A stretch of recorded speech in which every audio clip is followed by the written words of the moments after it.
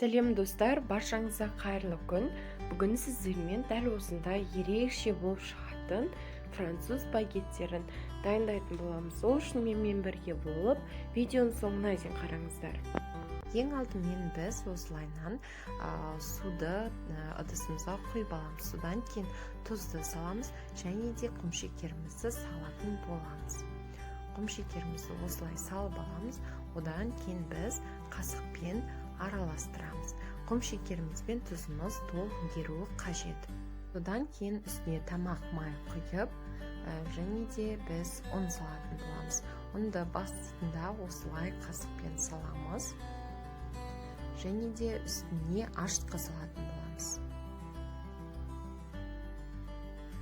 Ашытқы салып болғаннан соң біз тағы да үстіне ұн саламыз.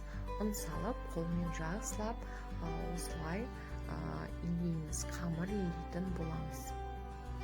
Осындай бір массаға келгеннен кейін тағы да үстіне сұйық май құятын боламыз. Және де жұмсақ етіп қамыр илейміз. Достар, ең маңыздысы қамырымыз жұмсақ болып шығуы қажет.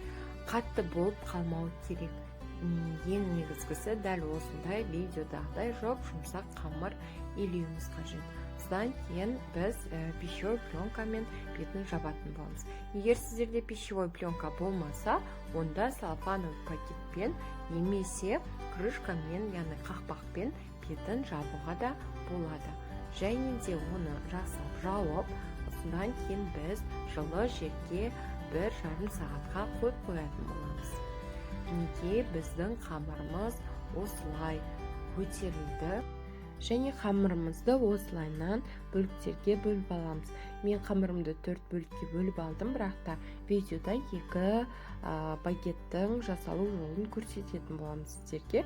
Осылай бір бөлігін шаршы етіп, яғни 4 бұрыш етіп, осылайынан жайып аламыз.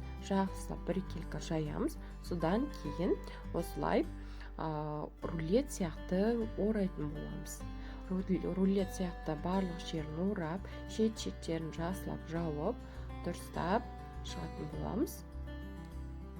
Келкі қалыңдыққа келгенше тура видеодағыдай жасап аламыз, және де екіншісінде дәл осылай жайып жасайтын боламыз. Содан кейін біз пергамент бумаганы алып, соған багеттерімізді орналастыратын боламыз. Багеттердің арасы алшақ болу қажет, себебі қазір бетін жауып 20 минутқа қалдырған кезде ол көп ісініп, бір-біріне жабысып қалуы мүмкін. Сондықтан да арасын осылай алшақ етіп, содан кейін пергамент бумаганы кішкене осылай бөліп қою керек. Содан кейін біз үстіне шашық жауып 20 минутқа үстелдің үстінде қалдырамыз.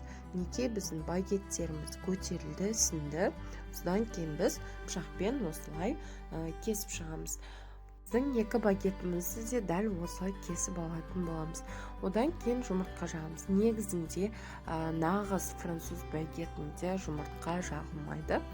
Бірақ та мен жұмыртқа жаққанды жөн көрдім. Сондықтан да сіздер де әдемілік үшін жұмыртқа жағуларыңызға да болады. Бірақ та егер де жұмыртқа жақпаймын десеңіздер, онда бұл процесті қалдырып кетулеріңізге де болады. Осылай барлық жеріне жұмыртқа жағып аламыз. Біріншісіне де, екіншісіне де.